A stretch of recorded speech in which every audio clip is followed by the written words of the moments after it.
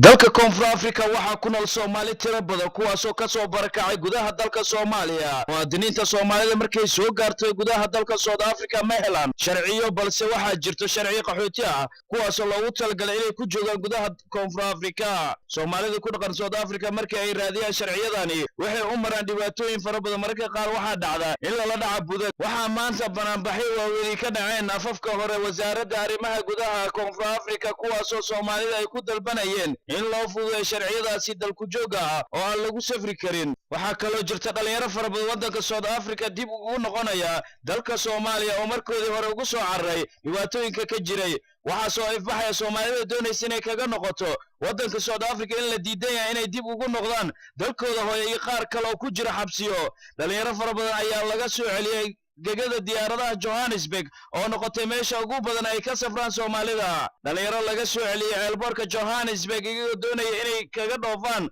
waa kuwan iyagoo ka sheekeynaya sababaha loo soo celiyay. Assalaamu alaykum magacaygu waxa waaye Cabdiraxiin Macallin Mukhtaar. aniga waxaan ka soo baxay magaalada Cape Town waxaan rabay inaan Soomaaliya aado markaa ka soo baxay magaalada Cape Town haddii ay imaado garoonka niman isla socono oo fara badan ayaa naga hormaray markay diyaaradii nooga hormareen 9 ilaa 8 ilaa waxay isku noqdeen haddii tiradooda la isku geeyo 23 qofood ayaa la xiray markii naga horreeyay la xiray anugana waa iska soo noqonay ka bacdi muqallaski wuxuu yiri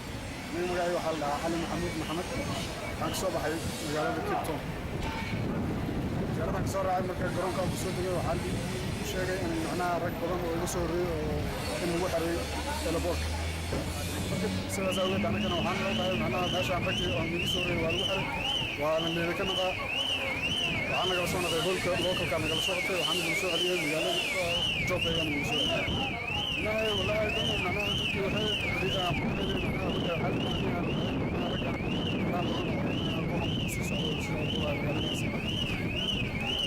magacaygu saddex waan markaa duulimaadadii waxaa laga soo celiyay alaboorka magaalada Johannesburg markaa duulimaadadii awal dadka bixi jireen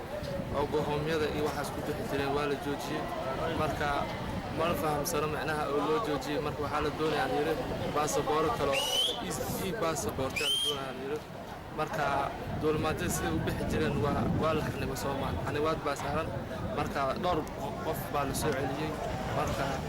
macnaha ma garanayo waxa loo soo celiyay waxaan ku wajahnay magaalada Muqdisho ku wajahnay marka safarada iyo wixii bixi jiray duulimaadadii waa la xanimay marka waxay damacsan tahay ma garanayno roosada كريم محمد علي الليلة البار كان اللي مسؤولية كيف طالع أنا وحنا ربي الصومالي أنا روح مسير أنا لو كشغية دور مر لو قبت لو براعي لو دعي marka waxaan rabaa inaan wadankayga aado maadaama ay dawladdu ka dhalatay hadda xoogay dawladda ka jirta wadankayga inaan aado Maxamed Sheikh Daahir oo ah gudoomiye ku-xigeenka ururka dhalinyarada Koonfur Afrika ayaa Royal TV u sheegay waxa loo soo celinay dhalinyarada faraha badan ay doonayso inay kaga baxdo Koonfur Afrika inay ugu wacan tahay Soomaalida oo aan haysan wax sharci ah oo ay ku duulaan iyagoo la diidan yahay baasaboorkii hore Soomaaliya oo ay ku duuli jireen Soomaalida Koonfur Afrika iyo South Africa oo aan rabin inay Soomaalida wadankooda ku nool ay dib u noqdaan. بسم الله الرحمن الرحيم magacaygu saddex waa Maxamed Sheikh Daahir Shaqali waxaan ahay dadka ku nool deegaanka waa magaalada Johannesburg inta waqti ah waxa xaqiiqo oo jirto anaga waxaan ka tirsanahay ururka dhalinyarada Somali Youth Network oo ay gudoomiye ku xigeen isla markaasna waxyaabaha arrimahan maalmahan jiray wayna saameynayay haddana ay dhalinyaro waxaan arkaynay dhalinyaro fara badan oo ku dayacay magaalada isla markaasna nolol haysanin kusoo talagalay inay safraan oo ay aadaan Muqdisho hoteeladana daadsan oo xataa aanan haynin raashinka iyo waxay cuni lahaayeen arrintaasna waa arrin saameyn badan ku leh bulshada dhexdeeda bixu Soomaalida awal way isaga dhibanayd waddanka sharcina ma aysan haysanin haddana waxaa soo ifbaxayso in dadkii goohoomka loo goohayo eheladooda ay caawinayeen oo Muqdisho ku socday airportka laga soo celinayo ayadoo shuruudo aysan ka soo bixi karin lagu xirayo sida inay la imaadaan baasaboor sharci ah deganaansho iyo wixii la mid ah dadku waxay ku bixi jireen waraaqo iyo goohoomyo iyo baasaboorkii hore oo adiga Cabdulshiday wax laga soo sameeyay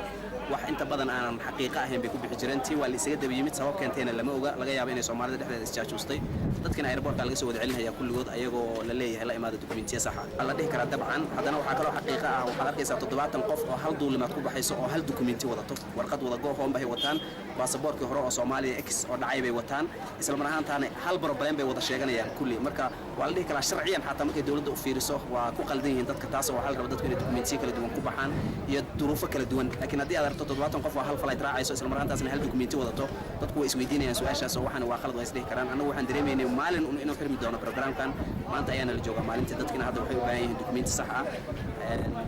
waxa looga qaban karo kaliya haddaan isleenahay waa in safaaradda sida ugu dhaqsaha badan lagu furo si dadka ay u helaan passport shuruuda looga dhigayo si safaradooda ay sii wataan intaas kaliya unbaa wax qabad hadda la dhihi karaa waxbaa ka imaan kara wallaahi hadda xalka kaliya oo la heli karo waxa weeye waa sax dawladdu sharci hadday kugu xirto waa inaad sharciga soo dhammaystirtaa dadka soomaalida waraaqa ayay haystaan la garaaco sanad 2 sano bilo 2 bilood 3 bilood waraaqahaas ayaga ahna waraaqa lagu dhoofi kara ma ahan qofku way adag tahay inuu sharci sax ah oo uu ku dhoofo uu helo South Africa way adag tahay ilaa 6 sano 7 sano waddanka markuu joogo inuu loo yar qabsado oo sharci uu raadiyo ku qasban yahay taas marka way adag tahay hadda saacadan la taagan yahay dadkan dhibkan waxay uga bixi karaan oo kaliya in safaaradda si ugu dhaqsaha badan lagu furo si ay baasaboorada u helaan marka ay safarka u sii wataan halka kaliya maxamuud cabdullaahi xuseen aboke xafiis wareedka TV-ga caalamiga Royal 24 magaalada Johannesburg ee dalka Koonfur Afrika